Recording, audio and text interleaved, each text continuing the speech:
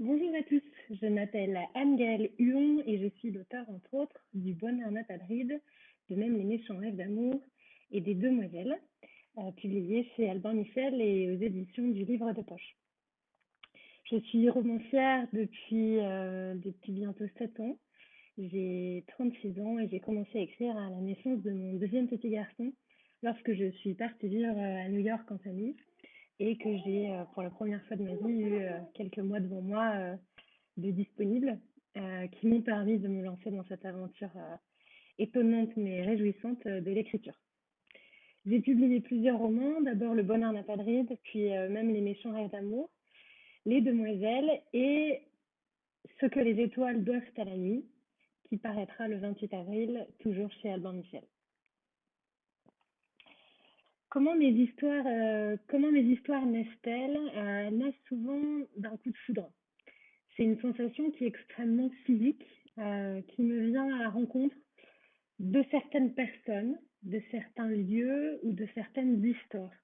C'est quelque chose qui est difficile à expliquer, mais surtout à susciter. Il y a un mystère autour de tout ça qui consiste en fait à marcher le nez au vent, à être curieux des gens, des choses, et des histoires, des traditions, et parfois, pour une raison qu'on ignore, la magie opère. C'est exactement ce qui s'est passé, par exemple, pour l'écriture des Demoiselles. L'une de mes grand-mères est béarnaise, elle a une maison au Pays Basque, et on y va souvent l'été avec mes enfants passer le mois de juillet là-bas. Moi, j'écris et eux courent dans les champs. Et on a cette maison est à côté de Mauléon, une région au Pays Basque, à 1h30 de la côte à peu près, où il y a pas grand-chose si ce n'est des vaches, des brebis, du fromage, des montagnes et des rivières, mais aussi des ateliers d'espadrille, Mauléon étant la capitale de l'espadrille. Et donc régulièrement, je vais visiter l'atelier pour acheter des chaussures. Et ce jour-là, pour une raison qui m'échappe, j'en suis venue à parler avec Philippe, le propriétaire, qui fait régulièrement des visites de son atelier, c'est vraiment quelque chose. Et puis, on en est venu à parler de l'histoire de l'espadrille, mais de l'histoire euh, dans tout ce qu'elle a de plus humain. J'étais curieuse de savoir, bon, il m'expliquait qu'aujourd'hui, les espadrilles étaient toujours créées en France, et on en est venu à parler des hirondelles, donc ces femmes qui traversaient à pied les Pyrénées au début du XXe siècle pour coudre des espadrilles et devenir petite main clandestine à Montléon. Et au moment où il m'a parlé de ces femmes, où il a prononcé ce mot hirondelle et où il a, il a commencé ouais, à me partager cette histoire, ça m'a fait ouais, comme un coup de foudre. Il y a soudain quelque chose qui vous dit que cette histoire a besoin d'être mise en mots, d'être incarnée, et j'ai su à ce moment-là qu'elle allait m'habiter longtemps. Je ne savais pas comment, je ne savais pas par quel biais, je ne savais pas pourquoi, mais je savais que c'était voilà qu'on était parti pour une histoire incroyable. Ensuite, voilà, il y a eu un an de recherche, d'écriture, de plein de choses hein, qui amènent au produit fini des Demoiselles. Mais à la base, oui, c'est vraiment une rencontre, quoi, comme une illumination, un moment où c'est comme si le silence se fait, on n'entend plus rien, juste le cœur qui bat et cette idée de mon Dieu, il y a quelque chose là qui est pour moi, qui est pour moi et qui va m'habiter longtemps. J'écris souvent sur des personnes âgées. Oui, c'est vrai que l'héroïne du Bonheur n'a pas de ride, mon premier roman, Paulette, est une femme âgée, mais aussi Janine dans Même les méchants rêves d'amour, car ce roman est inspiré de l'histoire de ma grand-mère.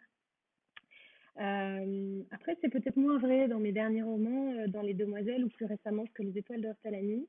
Il y a, oui, c'est vrai, une figure hein, de personnes âgées, mais qui est moins centrale, je trouve. Bien que c'est vrai que pour les demoiselles, ça soit la narratrice. C'est vrai, par la porte, par la fenêtre dans mes romans. Les personnes âgées, déjà, ce sont des personnes qui ont beaucoup vécu d'expérience, de sagesse. Et donc, en cela, c'est vrai que c'est très riche d'avoir des personnages comme ceux-là parce qu'ils ont beaucoup à raconter. Les personnes âgées ont beaucoup à raconter. Elles ont beaucoup de vécu. Et donc, forcément, quand on est dans le récit, ça fait des choses très riches. Mais aussi, c'est vrai que moi, j'ai été élevée par ma grand-mère paternelle, Janine, qui faisait une tendresse infinie, qui nous a quittés l'année dernière. J'ai une facilité, je crois, à me mettre dans la peau de ces personnes-là. J'aime le regard qu'elles posent sur le monde. J'aime les détails de leur quotidien parce qu'elles m'évoquent une nostalgie joyeuse et tendre, lumineuse, qui, voilà, sous ma plume, c'est assez fluide. J'aime ces personnages de personnes âgées. Et Demoiselle a remporté plusieurs prix, j'en étais extrêmement touchée. Et donc, Les Demoiselles, c'est l'histoire de Rosa, une jeune fille de 15 ans qui prend la route un matin froid d'octobre depuis son village d'Espagne au pied des Pyrénées pour devenir couseuse d'espadrilles clandestine à Moléon. Nous sommes en 1923 et c'est l'âge d'or de l'espadrille.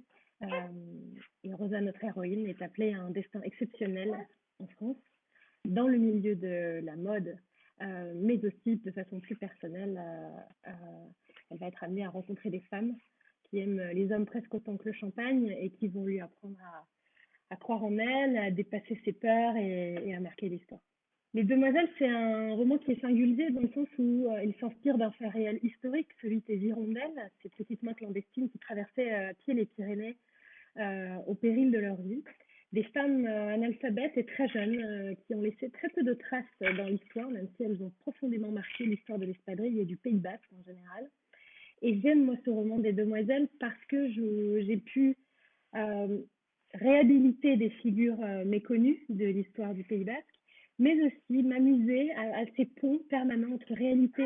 On croise dans Les Demoiselles des figures historiques comme Charlie Chaplin, Dior, des gens qui ont effectivement traversé l'histoire de la France. Mais ce que j'aime moi dans ce roman, c'est le pont qu'il y a en permanence entre la réalité et la fiction, l'histoire avérée de ces hirondelles, mais aussi plus généralement des figures qui ont marqué le Pays Basque. Je pense à Charlie Chaplin, une scène de dîner assez mémorable qui est tirée exactement de ce qui s'est passé à cette époque-là dans la région.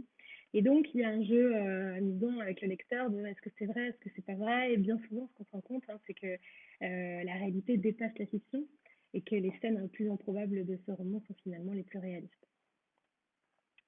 Vous êtes une autrice issue de l'auto-édition. Cela a-t-il été un vrai tremplin pour vous?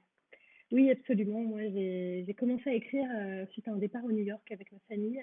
Et j'ai écrit pour mes amis, pour les gens que j'aimais, sans du tout prétendre un jour à être publiée. Je connaissais personne dans le milieu de l'édition et j'avais cette croyance qui était que sans connaître personne, on ne pouvait pas devenir écrivain. Ce qui était faux, bien sûr. Euh, et donc, j'ai écrit un roman pour moi, comme un petit défi, une comédie, et je l'ai auto-publié sur un grand site de vente en ligne qui permet de façon très simple de s'auto-publier.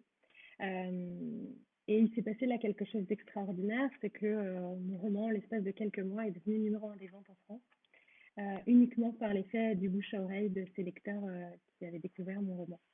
Donc, suite à ça, des éditeurs m'ont contacté et de fil en aiguille, voilà, mon roman s'est retrouvé au livre de poche chez Albin Michel et une histoire incroyable a commencé qui me permet encore aujourd'hui de vivre un vrai rêve d'enfant. Je dois énormément moi, au lecteur. C'est pas une maison d'édition qui m'a faite, c'est pas un éditeur en particulier. Ce sont vraiment les lecteurs qui m'ont prise par la main et qui m'ont encouragée à écrire et à faire connaître ce que j'écrivais. Et en cela, effectivement, moi, je leur dois tout. Quels sont vos derniers coups de cœur littéraires? Je suis en train de lire un roman fabuleux qui s'intitule Les rivages de la colère de Caroline Laurent. C'est son premier roman. Et ça se passe sur l'île des Chagos à l'île Maurice. Et ça relate là aussi un fait historique qui est celui de l'indépendance de l'île Maurice et de l'expropriation qui a été faite de ces terres sur certains îlots de cet archipel. C'est extrêmement bien écrit et surtout c'est très sensoriel. Et c'est très agréable pour moi, là, qui habite à Paris, de me plonger dans ces pages. J'ai l'impression d'un voyage direct à l'île Maurice de façon extrêmement fine, sensible, gourmande. Donc ça s'appelle Rivage de la colère de Caroline Laurent. Et je vous conseille vraiment de vous le procurer. C'est d'une finesse et d'un réalisme très très beau.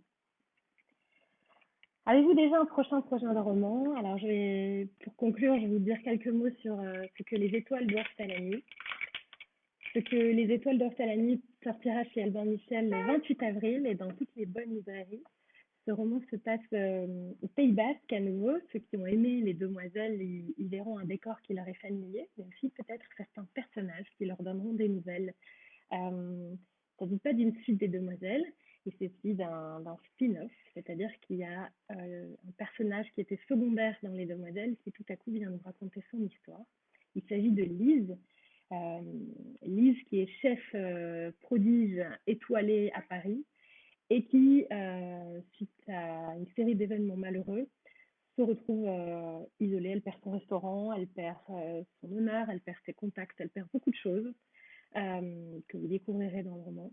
Et suite à tous ces drames, elle reçoit une lettre d'une certaine Rosa, une vieille dame qui habite au Pays Basque et qui prétend avoir connu sa mère. Sa mère, Alice, qui lui disait jusqu'à sa mort que la seule famille qui vaut est celle qu'on se choisit pour soi-même. Une femme très solidaire, très solitaire, fantasque, bipolaire, donc qui était malade, qui a offert à Lise une enfance singulière, aussi douloureuse que lumineuse. Bref, une femme qui est aussi fantasque que fascinante et qui manque terriblement à Lise, qui n'arrive pas à faire le deuil de sa mère et qu'elle voit partout. Elle part donc avec ce fantôme de mère sur les traces de son enfance et se retrouve au cœur du Pays Basque où, par le hasard d'une rencontre, elle tombe sur une petite gargote, un petit restaurant oublié au cœur de la campagne, où officie un chef qui s'appelle Peyo, très désagréable, très taciturne. Et elle rencontre le patron de ce restaurant, un dandy fascinant, mystérieux, plein de panache, Monsieur Etchegoyen, qui lui propose un contrat, il lui donne les clés du restaurant et lui demande d'en faire une adresse gastronomique. Évidemment, Peyo, le chef du restaurant, ne voit pas cette arrivée d'un très bon œil et leur conflit va les emmener l'un et l'autre sur les traces de leurs fantômes, mais aussi peut-être du deuil et de la renaissance. C'est un livre très lumineux sur la résilience, sur le deuil et évidemment aussi sur la gastronomie. Pour écrire ce roman, j'ai passé une semaine dans les cuisines d'un restaurant étoilé à Bidart, un restaurant qui s'appelle Les Frères Ibarbourg, que je vous invite très fortement à découvrir si vous êtes de passage dans la région. Donc, du petit matin jusque tard dans la nuit, j'ai pu observer toute cette brigade, ces chefs, euh, et assister avec émotion au travail de grands chefs, et en particulier dans cette région du Pays Basque où l'on valorise le terroir, les ingrédients, les saveurs, avec une délicatesse et voilà, il y a un talent et un génie qui m'a complètement transportée. C'est comme ça qu'est né ce roman, ce que les étoiles doivent à la nuit, et j'espère qu'il vous plaira. Rendez-vous donc le 28 avril dans toutes les bonnes librairies. Voilà, j'espère que cette vidéo nous aura permis de faire davantage connaissance. C'est vrai que les temps sont moins favorables aux rencontres avec les auteurs, mais j'ai bon espoir que les salons et les dédicaces reprennent prochainement. Vous pourrez trouver, si vous le souhaitez, sur mon site annegaëlle-huon.com la liste des dédicaces et des rencontres des prochains mois. Cette liste est régulièrement mise à jour. Vous pouvez aussi sur ce site vous inscrire à ma newsletter et vous serez tenu informé des nouvelles dates, mais aussi des nouvelles parutions. Je vous remercie infiniment pour cette invitation à discuter ensemble et j'espère vous recroiser très bientôt entre deux pages. Bonne lecture et à bientôt.